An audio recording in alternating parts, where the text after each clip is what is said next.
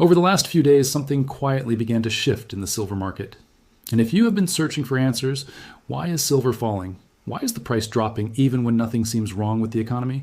Why does everything feel off? You are not alone. We took some time to look at the actual data, not the headlines, not the panic, the actual numbers. And what we found is more important than most people realize. This is not about predicting where silver goes next week. This is not about telling you to buy or sell anything. This is about understanding what the market is actually signaling right now. And the signal is not just about silver, it is about something much deeper. It is about how physical supply, institutional behavior, global holidays, and monetary pressure are all pointing in the same direction at the exact same moment. When multiple things align simultaneously like this, that is when you know something structural is happening. Not noise, structure. So let us break down what is actually going on. Because once you understand this, a lot of things that look confusing right now will suddenly make complete sense. The starting point is something most people completely miss. There's a difference between the silver price you see on your screen and what is actually happening in the physical world. That gap exists. It is real. And today, on February 16th, 2026, that gap is wider than it has been in months. That is the first signal. The second signal is what China's absence is doing to the market right now. China is sleeping, literally, and the market knows exactly how to take advantage of that. The third signal is what happened in late January. A single policy announcement changed the entire momentum of silver in less than 48 hours. Understanding what that was and why it worked tells you everything about how this market actually moves. When you put these three things together, you get a picture of what is really happening right now. And that picture helps you understand your own position, and whether you own silver, whether you are watching from the sidelines, or whether you're trying to figure out if this dip means something or nothing. So let us start with the simplest piece. The price you see versus the price you actually pay. Right now, as of February 16th, 2026, silver is trading at approximately $75 per ounce in international spot markets. That number is down 8% just today. If you saw that number and felt something was wrong, your instinct was not incorrect. But here's the thing most people do not realize. That $75 number is the paper price. It is what futures contracts say silver is worth for immediate theoretical delivery. It is the number that pops up when you search silver price today. There is a second prize. And the second price is what physical buyers are actually paying right now at coin shops, at bullion dealers, at local markets. And those two prices are not the same. In China, before the markets closed for the Lunar New Year, silver was trading at nearly $10 above the Western spot price. That is a premium of almost 13%. People in China were paying significantly more than what the international paper market was saying silver was worth. Why? Because in the physical world, silver is harder to find than the paper market suggests. The spot price reflects paper contracts. It reflects futures.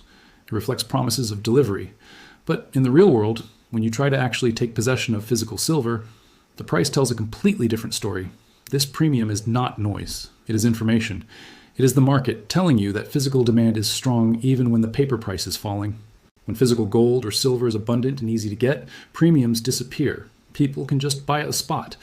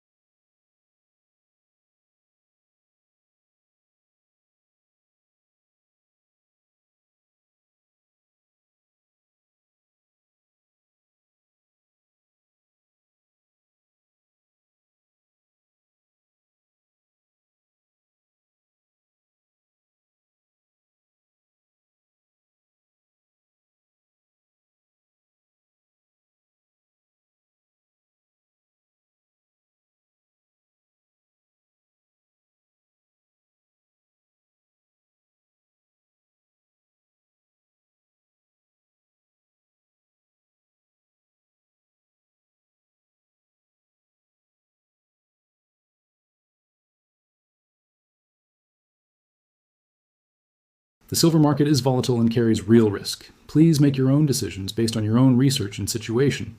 That said, let us keep going, because this story is genuinely worth understanding. Now let us talk about the second signal, and this one is the reason this video exists today. China is sleeping. That sounds like a simple statement, But the implications are enormous for silver right now. Here's the context. China is currently in the middle of its Lunar New Year holiday. The Shanghai Gold Exchange is closed, the Shanghai Futures Exchange is closed, and they will remain closed until February 23rd, with markets fully reopening on February 24th. That means the world's largest physical consumer of silver is completely offline right now. Why does that matter? Because China is not just a buyer of silver. China is the buyer of physical silver. In January 2026, China implemented new export restrictions on refined silver. They reclassified silver as a strategic resource. They restricted exports to only state-approved companies. They are stockpiling silver for their own industrial needs, primarily solar panels, electric vehicles, and advanced electronics. China is not trading silver. China is acquiring silver. And there is a very important difference between those two things. When China's markets are open, every significant dip in silver price gets met with physical buying. The Shanghai exchanges absorb supply. Chinese industrial buyers lock in lower prices for their manufacturing needs. That buying creates a natural floor under the price. But right now, that floor is gone. China is asleep. And the people who understand how markets work know exactly what to do when the largest buyer leaves the room. You push the price down. What that did to the rest of the world was remove a significant source of refined silver supply. Countries and industries that had been importing Chinese refined silver suddenly had to find alternatives. And those alternatives are not abundant. This is why physical premiums rose. This is why COMEX inventories started dropping. This is why delivery times extended. Not because of speculation, because of real structural supply and demand dynamics. Now, the speculative money that piled into silver in January saw these fundamentals and made a reasonable conclusion. Silver supply is constrained. Demand is rising. China is restricting exports. Prices should go up. So they bought aggressively with leverage. And they were not wrong about the fundamentals. They were just wrong about timing, leverage, and the fragility of their own positioning. When the technical reversal came, triggered by the Warsh nomination and margin hikes, the speculative money left, but the fundamentals stayed. The COMEX drain is still real. The physical premium is still real. China's export restrictions are still in place. Industrial demand is still growing. None of that changed. What changed is that silver went from being owned by highly leveraged speculators to being available at a lower price. And the people most likely to buy at lower prices are the same institutions, the same industrial buyers, and eventually the same physical market participants who were driving demand before the speculation arrived. Now, here's what this means if you are thinking about your own situation. If you have been following silver and wondering what to make of all this, there are a few things worth thinking clearly about. The first is understanding what you actually own when you own silver. If you own physical silver, coins, bars, metal in your hands, you own something real, something that does not depend on any counterparty to honor a promise. A coin in your hand is not a contract. It is not a claim. It is the thing itself. In an environment where the gap between paper promises and physical reality is widening, that distinction matters. If you own paper silver, ETFs, futures, certificates, you own a claim on silver. That claim has historically been reliable. But the reliability of that claim depends on institutions honoring their obligations. And when physical supply is constrained, when COMEX inventories are near critical levels, and when delivery requests are high, the question of whether paper claims can be fully honored becomes more relevant than it usually is. This is not a reason to panic. Institutions are not going to default tomorrow. The system has safeguards. But understanding the difference between owning the metal and owning a claim on the metal is important when making decisions about what role silver plays in your thinking. The second thing to think about is time horizon. Today's price of $75 reflects a thin holiday market, forced liquidations from over-leveraged speculators, and the temporary absence of China. None of those are permanent conditions. Markets in the US will reopen. China will reopen on February 24th. The over-leveraged money has already been flushed out. What that means for price in the near term, no one can say with certainty. Analysts from major banks, including BNP Paribas and Deutsche Bank, maintain long-term bullish views on silver. The structural factors, supply constraints, rising industrial demand, declining mine output, have not changed. But markets can stay disconnected from fundamentals longer than people expect. What looks like an obvious recovery can take weeks or months to materialize. Short-term price action is not always a reliable signal about long-term value. This is not a collapse story. It is a mechanical story. It is about what happens when liquidity dries up, when holidays create a vacuum, when leverage gets forced out, and when the largest buyer is temporarily absent. All of those things are temporary conditions. They will resolve.